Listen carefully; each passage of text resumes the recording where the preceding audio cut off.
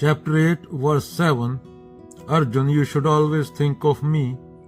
At the same time, carry out your duty of fighting with your activities dedicated to me and your mind and intelligence fixed on me. You will attain me without doubt.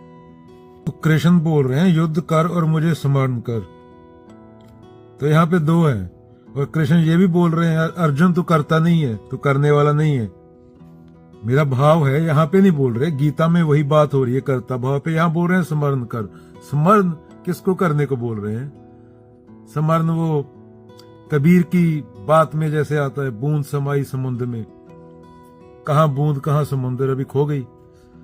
तो again स्मरण करने से भाव एक हो जाने से, स्मरण कोई मेंटली स्मरण करने की बात नहीं हो रही। राम कबीरा एक हुए हैं कोई न सके पछाणी। तो ना स्मरण करने वाला है ना युद्ध करने वाला है, ये जान ले। ये गीता का संदेश है। Action not matters, actor matters, Gita का संदेश बता देते हैं। यहाँ अर्जुन की जैसी स्थिति है उस हिसाब से बात हो रही है। अर्जुन की स्थिति जनक वाली नहीं है। जनक जितना ऊपर लेवल पे अर्जुन नहीं गया है, तो उससे भी द्वैत में बात कर रहे हैं कृष्ण। पर गीता के संदेश की बात हो रही है, टोटलिटी में है। तो ना स्मरण करने वाला है ना युद्ध करने वाला है। अर्जुन तू बीच में से हट जा। बीच में से हटने से क्या मतलब है? अहम, मैं, क्योंकि मैं ही समझे बैठा ये मेरा दोस्त है दुश्मन, वहां द्वैत आ गया, वहां दो आ गए, वहां डुअलिटी आ गई। तो जान ले तू ना युद्ध करने वाला है ना स्मरण करने वाला है। तू इनसे परे है। तू तो वह है जो सिर्फ देख रहा है। तू ना जीता है ना हारा है, ना जिंदा है ना मरा है, तो इन सब द्वैतों से परे है। तो अर्जुन को बात लेके जाने की कोशिश वहीं पर है जहां पे अष्टवक्र बोल रहे हैं यहाँ पे दो नहीं रहते। पर अर्जुन की स्थिति क्या है? अगेन जनक वाली नहीं है। तो अर्जुन को धीरे धीरे धीरे धीरे उधर लेके जा रहे हैं। श्री कृष्ण को लगे 700 श्लोक, अष्टवक्र और जनक का तीसरे श्लोक में ही पूरा क्लियर हो गया था। उसके बाद जुगलबंदी है दोनों की। अष्टवक्र गीता है 285 श्लोक होते हैं उसमें, तो अर्जुन को समझाने में 700 श्लोक लगे। तो उसको वहां तक लेके जाने में एक एक चीज समझानी पड़ रही है। तो जहां से कृष्ण बोल रहे हैं वहां पे ना कर्ता है, ना भोक्ता है, ना साधक है, ना गुरु है, ना चेला है, सिर्फ कृष्ण है। कृष्ण माने शुद्ध चेतना। ना युद्ध है, ना स्मरण है, ना अर्जुन है, ना देव वाले कृष्ण है। अगेन कृष्ण शुद्ध चेतना। तो जिस लेवल के बंदे से बात हो रही होती है उस लेवल पे समझाया जाता है। जब कबीर खुद से बात करते हैं, मेरा राम मुझे भजे है, राम कबीरा एक हुए हैं। जब किसी मौलाना से बात हो रही है, मुल्ला कोठे चढ़ के बांग दे के बहरा हुआ खुदाई। जब कबीर खुद में मस्त होते हैं, खुद में आनंद में गाते हैं, तो वहां पे दो नहीं होते, यहाँ पे द्वैत नहीं होता। बूंद समाई समुद्र में, प्रेम गली अति साकरी जामे दो न समाए कबीरा। पर जब जिस लेवल का बंदा होता है, सामने की हिंदू पंडित है, उससे बात करनी है, उसको उसके तल पे आके समझाना पड़ेगा ना। वो भी अपने कर्म कांडों में उलझा है तो उसके जैसे बात करनी पड़ेगी। वहां पे बोलेंगे पत्थर पूजे हरी मिले तो मैं पूजूं पहाड़, वो पंडित को बोलेंगे वो। क्योंकि हर कोई जनक तो नहीं होता, जनक जितना जिज्ञासु तो नहीं होता, जनक जितनी नॉलेज तो नहीं होती, जनक जितना ज्ञान तो नहीं होता। तो जैसा बंदा स्थिति में है उससे उस तरीके से बात की जाती है। पर असल में यही बोला जा रहा है, ना एक्टर है ना एक्शन है, कुछ भी नहीं है, सिर्फ सत्य है। और वहां तक लेके जाने में अर्जुन को 700 श्लोक लगते हैं। चलो थोड़े श्लोक रिभु गीता में से पढ़ देते हैं। तू शरीर नहीं है, जैसे कपड़े पहनते हो वैसे ही शरीर है, पर तू कपड़ा नहीं, तू सत्य है। खुद को जान। तू मन नहीं है, मन तो इधर उधर दौड़ता है, पर तू वो है जो मन को देख रहा है। देखना है सिर्फ, देखने वाला बनना नहीं है, वहां भी ईगो है। तू विचार नहीं है, विचार आते हैं जाते हैं, पर जो तू असल में है वो एक जैसा है, वो बदलता नहीं। तू वही है जो सदा है, शुद्ध है, शांत है, चिरंजीवी है।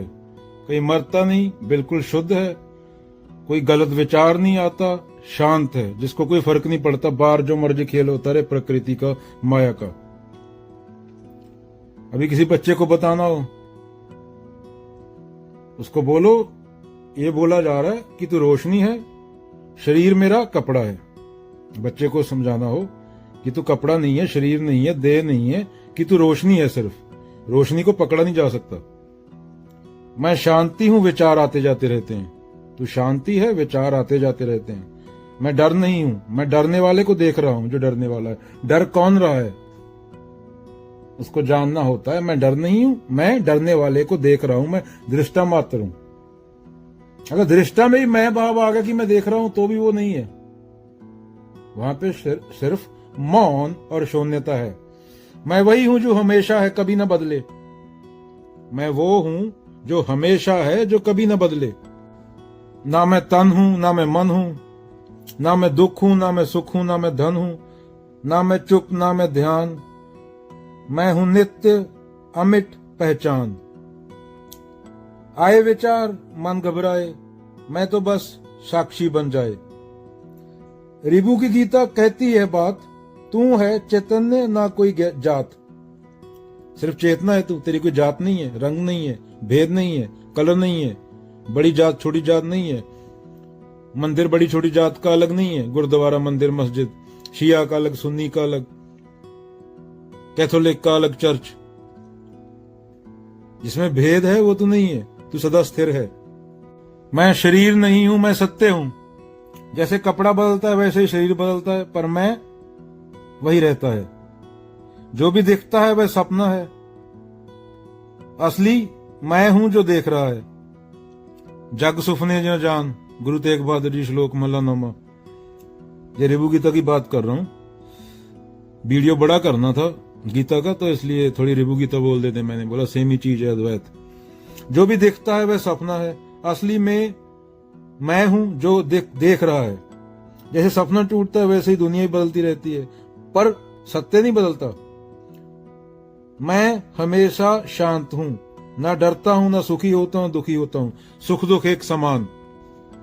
मैं ना अच्छा हूं ना बुरा, मैं सबके पार हूं। जैसे सूरज रोशनी देता है सबको, वैसे ही मैं सबको देखता हूं, बिना पक्षपात, बिना किसी डिवाइड के, बिना द्वैत के।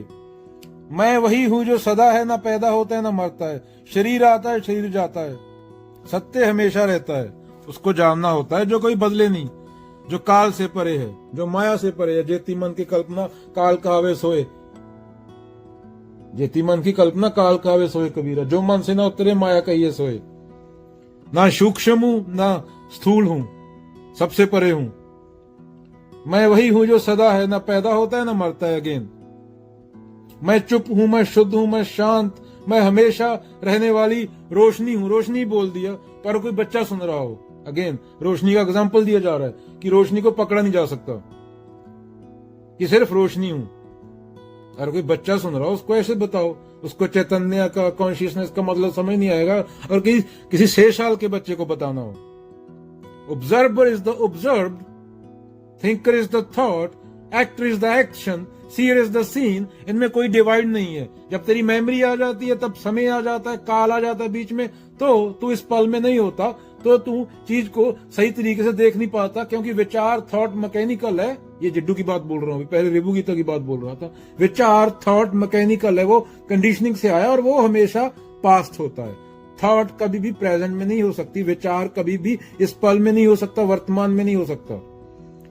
जब तू विचार को हटा के सिर्फ ऑब्जर्व करता है, वहां विचार नहीं है, तब तू असल में इस पल में है, और इस पल में ही जिंदगी है। विचार शून्यता।